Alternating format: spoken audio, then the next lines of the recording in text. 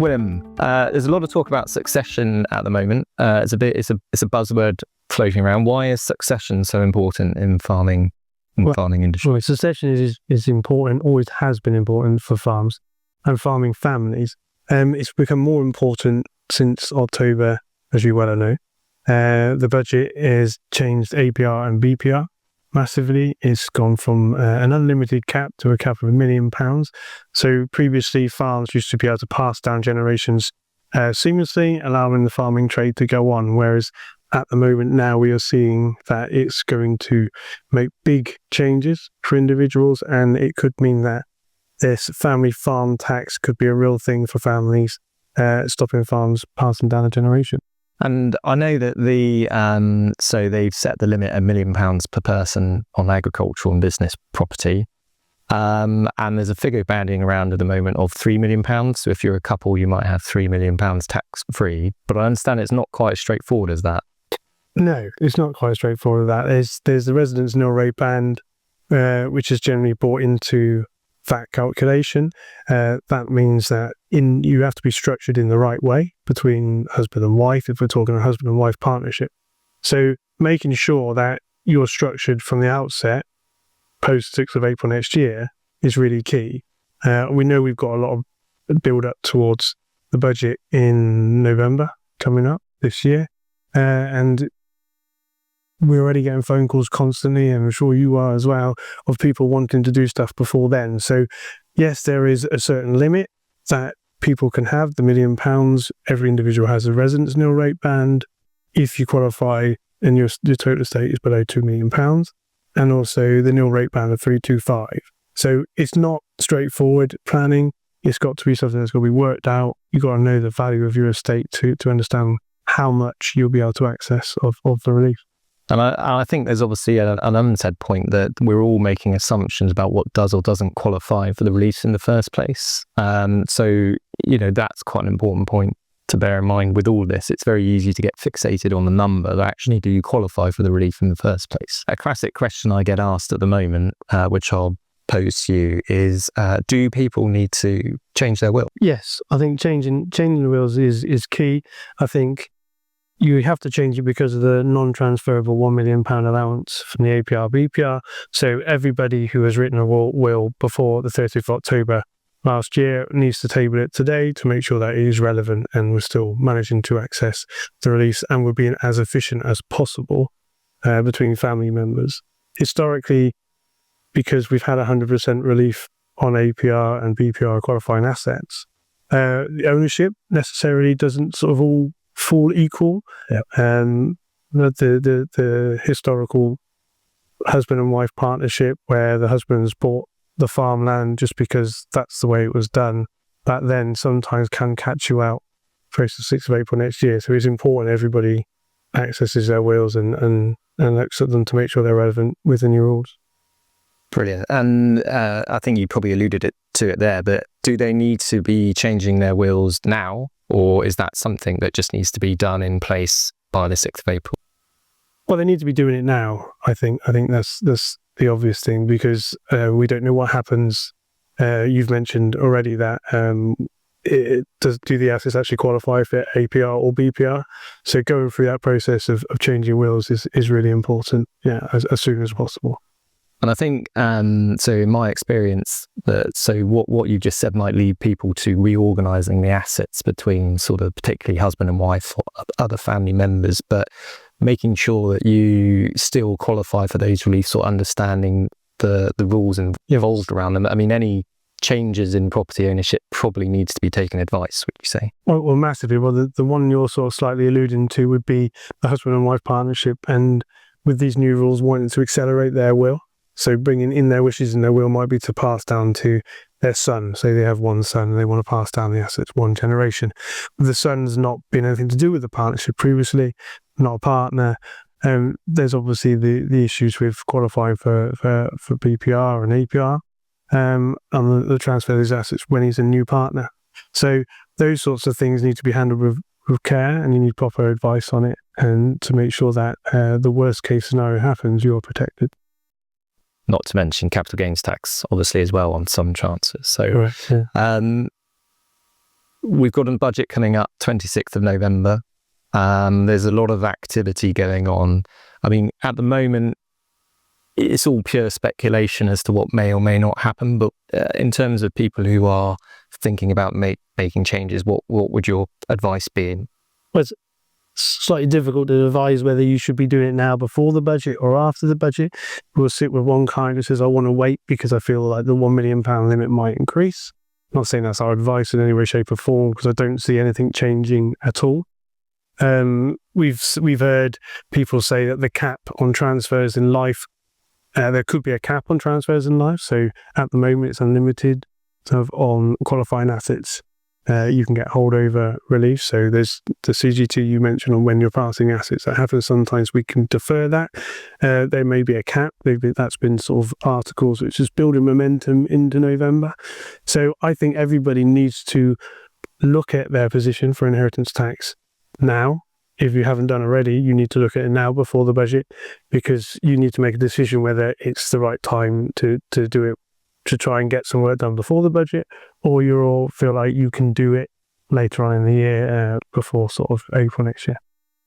So, Willem, I'm a client of yours, and I think I've got an inheritance tax problem, and I come to you for advice. What are the sort of things you'll be discussing or I should be considering? Well, there's a couple of things initially we need to look at. We need to understand the ownership of the assets, where they lie as individuals, partnership, who they are. A lot of people have land dotted everywhere. So understanding what we have and what we're dealing with, the estates, and then obviously the values of them.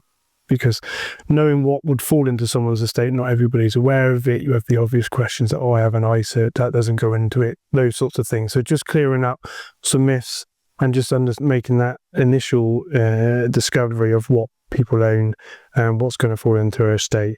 And then we look to sort of value the estate. So we'll go through that process of really identifying everything. We'll then put it into, quite boringly, a spreadsheet to just show where we are and what release where we are today with the release and where we will be with the changes post 6th of April next year. Once we understand that tax liability, there might not be one. So again, we need to understand that. And we spoke about wills already. And we need to make sure that what we've written in the will is what we've established is correct. So if it's not working with the release, then we need to make sure that we have the options of changing. There are quite a few sort of tools in the toolbox that we can use. So we've got the lifetime gifts, which we've already discussed about. We've also got the use of trusts as well, which people like to sort of talk about trusts, protecting the family silver. In summary, understand your position, maximise what reliefs are available, and if I've still got a problem, look at giving assets away, whether to an individual or a trust. I suppose the first question is, should I be giving everything away? Well, I think it's a really important question, because meeting with clients initially straight away after October last year, the phone was ringing and going, I just want to give the whole farm away. It's gone. And it's really important that we stop and think whether we can. As gift of reservation of benefit is something which HMRC will be looking at very, very closely on estates moving forward. And what this is if you're going to give everything away but still retaining the benefit on the land or property or buildings, whatever it may be, from it, i.e. the income, then it will end up back in your estate. And there's no sort of time deadline on this whatsoever. So it's really important that we are sort of in control of it. Therefore, we are only giving away what we can afford to give away, in simple. So it sounds quite complicated. That's a very, probably, many of us would give away some of the land, but continue to be part of the farming business as a whole. How would it work in those situations? It would just be understanding the value, the rental value of the land, and making sure that the person you're giving to, they have the right to that sort of value. And the person who is giving away the land, they retain enough assets that they can withdraw money from the partnership or the business in akin to the value of it, so that they're not outstripping what they should be. Okay, so I've worked out what I need to keep, and I've realised I've got some excess assets. Who do I give them to? I mean, you mentioned trusts earlier. Why use a trust? What's the benefit?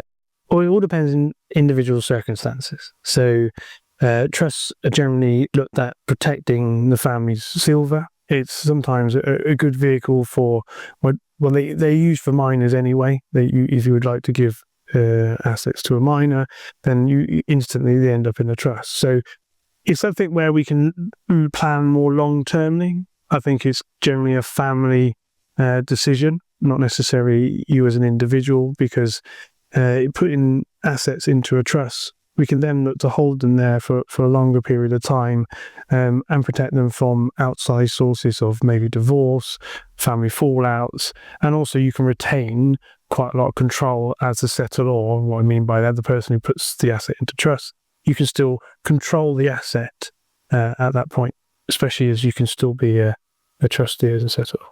But is there, if I'm not too worried about the control aspect, I mean, are there any benefits to using trust, particularly if I've got quite a large estate, over just handing it on to a son or daughter, for example?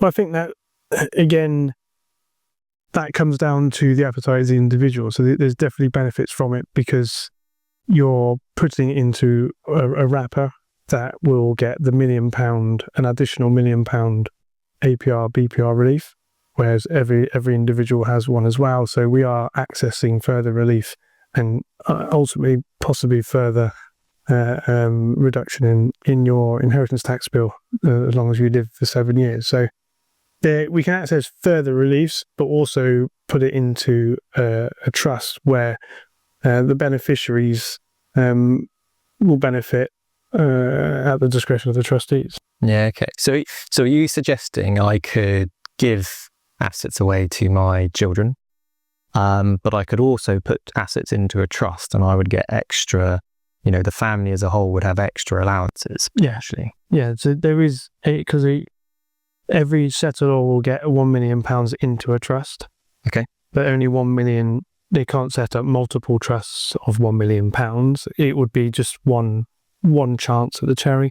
It's not straightforward, and also it needs to be, again, this family decision that we discussed, because it starts to get very complex very quickly. We start sort of talking about two people settling into two trusts, and then also having their own sort of death estate, and then passing other gifts down the generation. If they start doing the same, you can see how you can access lots of reliefs, but also the complexity, it starts to sort of broaden. I suppose as well, although you might access lots of reliefs, you fragmented that ownership quite a lot, which might bring other complications in the future, potentially. Also harms certain reliefs within the structures of the business. Yeah. But let's assume, actually, I don't want to give anything away, but I would like to try and do something about my inheritance tax. Is there another option? Sorry, good question. Well, yes. So it all comes down to individual circumstances again. One of the conversations we're having a lot at the moment is gifting out surplus income. So what that is we are seeing a lot of people who have historically built up pensions to good amounts, and they've never accessed them. So these are individuals in their 80s who they were just going to pass down these pension pots to the next generation. Come April 27, the rules change and they will be in the estate taxed to 40%. So we are starting to, alongside, so maybe not the sort of situation you said about not gifting anything away, but with reducing the need of these assets. We mentioned gift of reservation benefit. With gifting away some of the partnership assets or assets that they own, they therefore, to stop them having to draw on those assets, we are now accessing the pension pot, and we are doing that out to an efficient level that we agree with in tax. We then document what their income and expenses are on an annual basis, and then start to document again whether they would like to give their surplus to the next generation or for school fees or anything like that. We document it importantly every year to make sure that these gifts are actually done out of surplus income, and therefore they are not taxed at all, and they will be completely outside of inheritance tax. Yeah, okay. Well, let's assume that all my children are going through divorces and are a little bit reluctant to give them assets. Is there another way I could potentially protect or or help against the inheritance tax position. Yeah, so if you're in that sort of situation, then we do have insurances. So this goes back to the beginning when we've figured out where we are now. So we figured out that we have an inheritance tax liability of £500,000, £1 million. At that point in time, we then look at the options. We've gone through gifting, we've gone through the option of given to trust, but we've also not spoke about we could just insure. Again, that comes down to the individual. Your 90-year-old, your 80-year-old client, that's very difficult.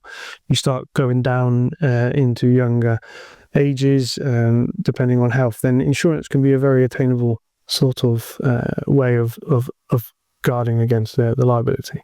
I suppose that could be very relevant if you're handing on significant assets to younger generations, that all these inheritance tax rules are applicable to them as they are to the older generation. So at their young age, it might be prudent to explore in life insurance as a bearing in mind it would be at a very modest cost. Yeah. Well, I think we're at a tricky point at the moment, aren't we? Because these are new rules and assets are sat with the elderly or the older generation at the moment, which makes the first part of the planning quite hard because everyone's got to live 7 years, and if they're gifting stuff, so things are not going to be perfect to start with.